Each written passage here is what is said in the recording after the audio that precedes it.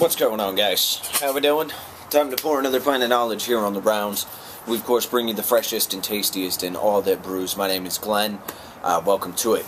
We've got kind of a crazy, wild ride going on today. We're swinging out to Lyons, Colorado to hit up the cornerstone of the craft beer canned revolution. These guys are huge.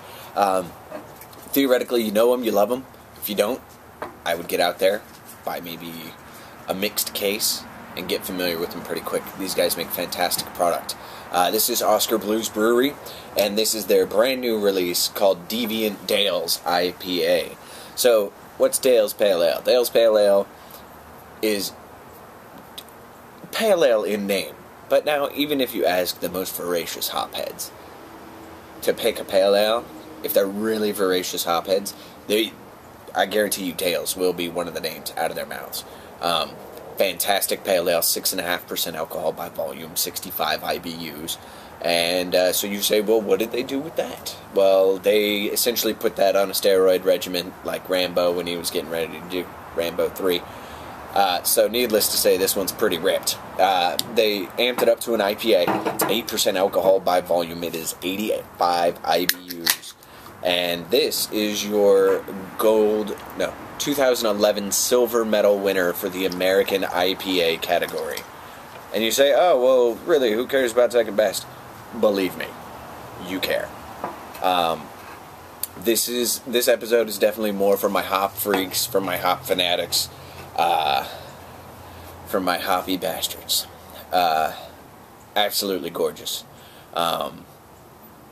Deep orange hued. I mean, not quite a red, really. It's almost just like a darker honey color. Tight, compact effervescence in the head. It is a little on the thicker side, but it may stick around. A lot of effervescence, and this is something I've noticed. This comes in 4-packs, by the way. And I was so blown away with my first one that I immediately went out and copped like a couple more 4-packs. Highly effervescent for an IPA.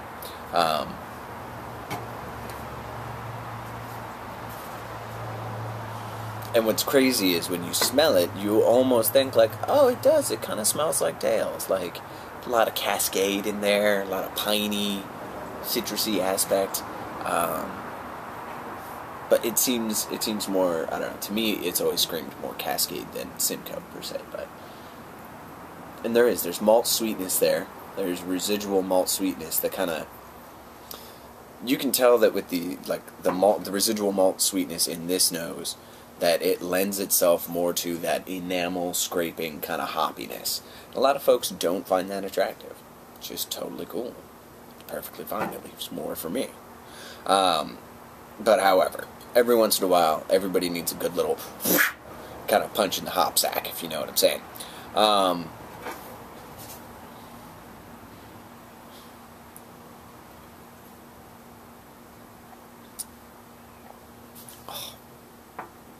I mean, just ridiculous flavor.